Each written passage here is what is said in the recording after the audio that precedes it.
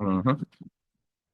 All right, we'll take questions from the room and Zoom. Let's start in the room here. Please raise your hand if you would like a microphone. Start with John and then Max. Hey, Dvon. How has Tom Allen kind of changed the defense? Obviously, you've seen a lot of defensive coordinators over the years. What's different about him compared to other defensive coordinators you've been under? I think his variety, and the understanding of the pieces that he has is kind of different from what we've seen in years past. I mean, you look at the game plan, we went from a dual playing defensive end to linebacker, adjusting to that. And I think Coach Allen has done a tremendous job of utilizing his best players and putting them in the best positions, especially for the most part of this season. When you look at how we've been playing and people playing at different spots, the schemes that we're running, it's kind of hard for an offensive team to look at it and scheme for it just because we've given so many different diverse looks. Max. Hey, Ron, Coach Franklin's talked a little bit about like having to be able to play through some bumps and bruises at this point in the year, especially considering how many games you've played. And he also mentioned veterans being able to pull some younger guys along. Is that maybe more emphasized at this time of year, considering it is Game 16? I mean, that's the name of the game for any program, I would assume, especially this late in the year. Of course, you want to stay out there every single snap, every single play. It's the biggest games of the year. But realistically speaking, like you have to get some rotation in, you have to get some rest. And I think the younger guys, we've been doing it all season, bringing the younger guys along, trying to develop them to the point where they can go into those big situations. And perform. And I think they're doing a tremendous job of that. I mean, you've seen that with Ty. You've seen that with Xavier Gillum. Cook is coming along. I mean, I can go down the list and name you guys that have done that. I mean, you look at Zion. You look at Zion this year. I mean, his role was relatively small compared to what he's doing now at the beginning of the season, but we continue to pull the younger guys along, especially him, and he's developed into one of our best players. And so I think we've been doing that all season, and I think especially now is very important, just given the gravity of the games and what we're putting into it and what it means. Dvon, hope you're well. I believe that you and Keziah are playing season high, if not career high snaps the last few weeks here in the postseason. You guys have tightened it up a little bit with a couple of veterans no longer part of that equation for you right now, DT. How have you been able to handle that this deep into the season, taking on that kind of a load? And I guess speaking for Keziah on his part too, what has it meant to this defense that you've been able to do that? I mean, again, I give a shout out to Coach Losi and our strength staff and what they've been doing, Coach T, and then to Dion and them as well. We go through this whole off season and they put so much load on us in terms of how many reps we're getting, the stress on our bodies in this off season to prepare for this longer season. I mean, in terms of how much we're playing now, we kind of expected that, later in the season, it's gonna get critical. You want your most experienced players out there, so we prepared like that throughout the whole off season. And then just in terms of practices and Coach Dion doing what's best for us.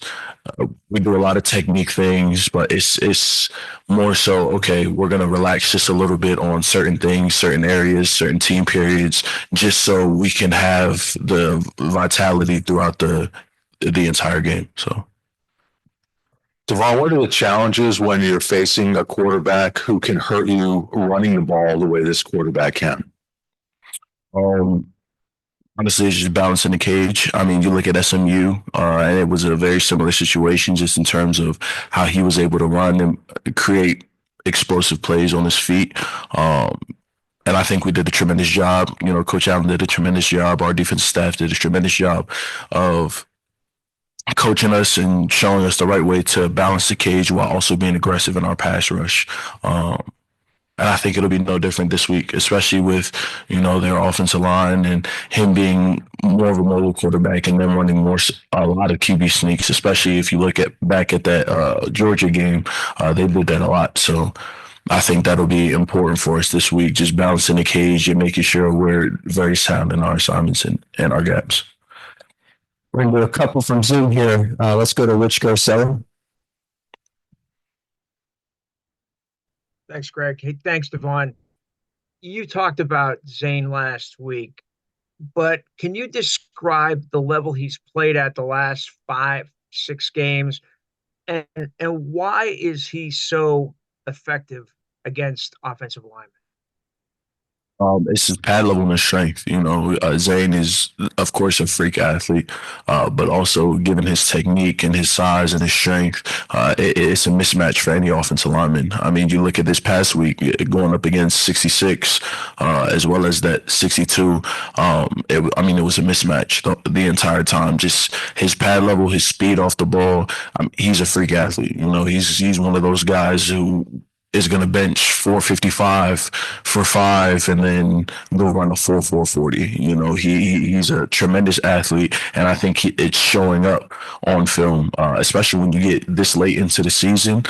I mean, you talk about guys staying healthy and being able to still compete at a very high level throughout the entire season. I think he's doing that, and he's doing that well at a very high level.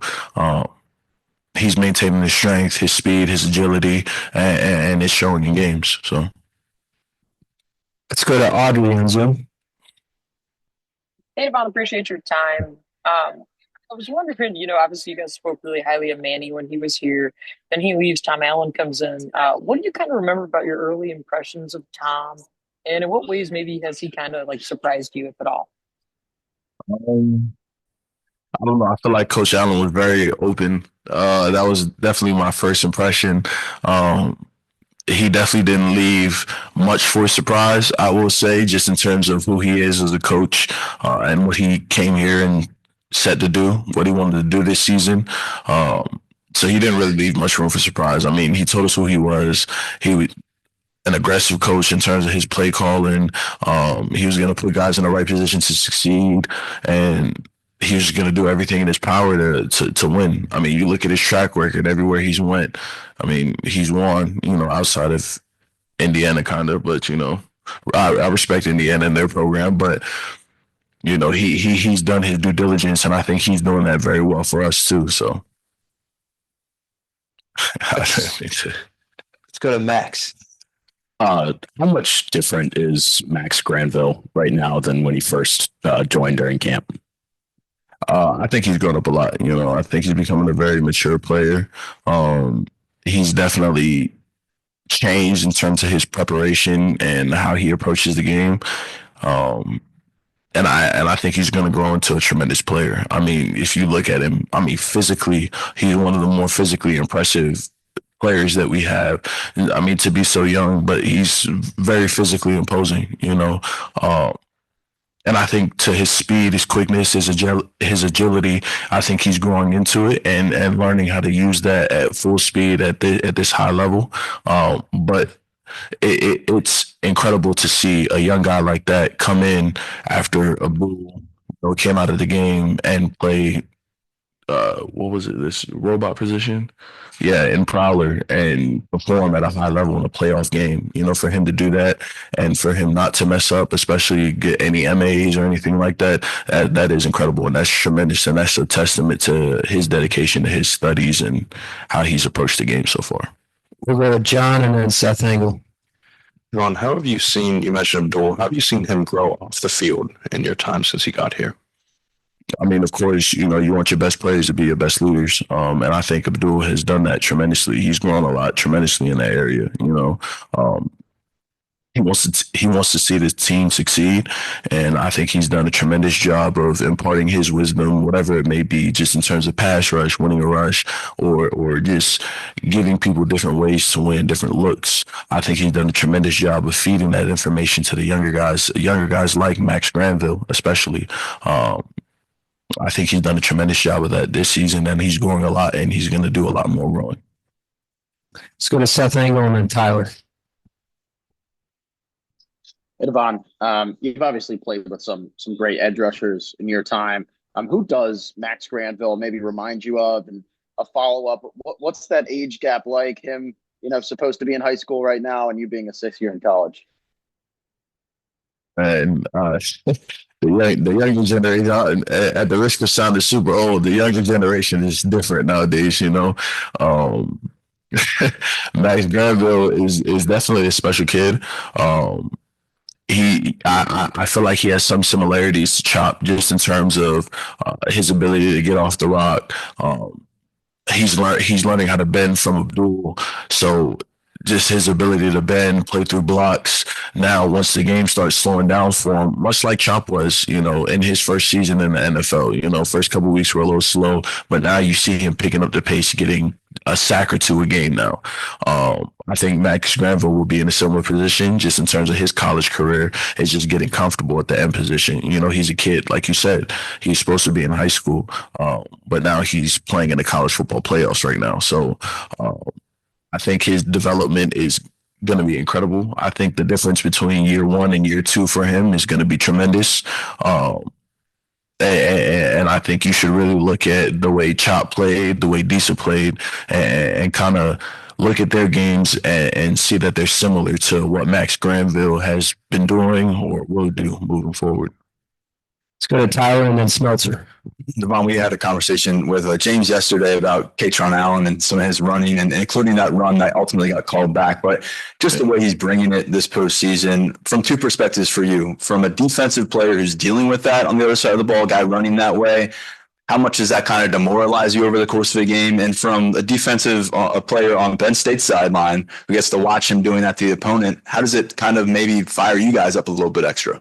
I mean, it's incredibly exciting. When you have somebody running that hard, running through people's face masks, and you see them just destroying the opponent, it's incredible. But I know it's incredibly demoralizing as well. When you see a guy like that who's running through multiple blocks, getting 20, 30 yards after contact, that can be incredibly demoralizing just in terms of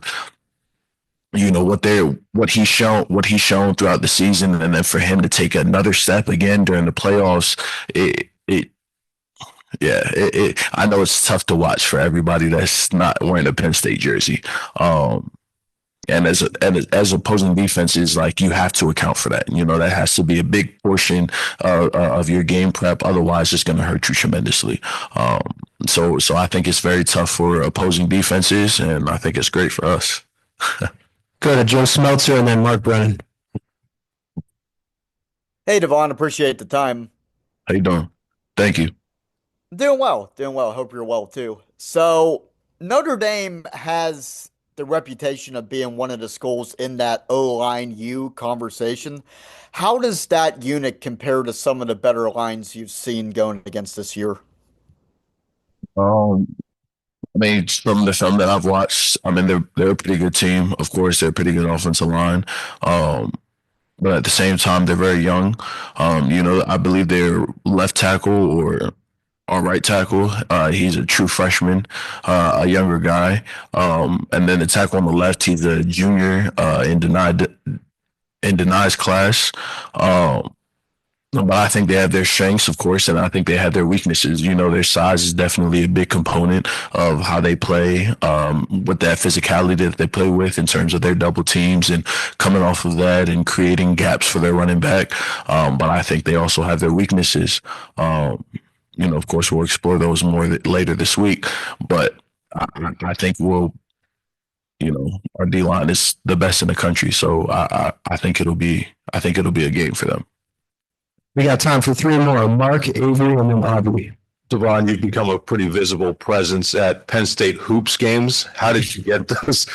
How did you get those tickets? And seriously, how much fun are you having watching those guys kind of do what they do? Everybody has fun when the family winning. We're all winning right now. Our girls volleyball team, they just won a national championship. Our boys team are undefeated at home. And I mean, we're doing well, thank God. But everybody's winning. Everybody's having a good time. Penn State Athletics should be overjoyed right now with the way our sports teams are playing at such a high level. And I'm enjoying it. It's a nice little reprieve. We come back from our bowl game at AZ to a basketball game 2 nights later. That's what you want in a week. Win a bowl game and then go watch our team whoop them on some other basketball teams. So they're doing a tremendous job. Oh, and shout out to the basketball coaches over there. They've done a tremendous job of turning this program around after our previous coach left. They're doing an incredible job. So shout out to them. Let's go to Avery and then Audrey. Dvon, how you doing? Can you hear me? Um, so with you being in your sixth year, is there anything you've been learning, I guess, as a leader, with this being your longest season at all? I mean, this is the first time anybody's ever experienced any of this, so it's a huge learning curve for everybody. Um, and I think we spoke on a little bit earlier just about the longevity of the season and just in terms of keeping your body healthy. This is the longest season anybody's ever experienced. And I think it's important for us to look at the recovery portion of it all and, make sure everybody's on their P's and Q's because, the season could go a lot of different directions. And I mean, you lose one or two players just due to the longevity of the season and the season could potentially be over for you. So I think that's the biggest thing that I've learned this season. Especially when you look at the NFL and how many games that they have in any given season, it's a lot of games. So staying healthy is pivotal. Last question, Audrey. Hey, Dvon, you kind of mentioned a little bit earlier about how the younger generation is a little bit different. I'm curious. I mean, obviously, the sport you're playing right now is much different than when you got to college. Has James changed at all, or have you seen him change at all, Coach Franklin, kind of in that time frame? Is he maybe willing to let this be a little bit more player led? Because obviously, I think it's a little bit different recruiting kids right now than it was, when you all were coming out of high school. 100%. Coach Franklin has done a great job of adjusting to, this whole new NIL scape, especially with the way kids are now. A lot of their values and what they're looking for is just a little bit different. Now money is a huge component, but I don't believe that Coach Franklin has allowed that to change what he's looking for in student athletes. Coach Franklin has done a tremendous job in his consistency in what he's recruiting.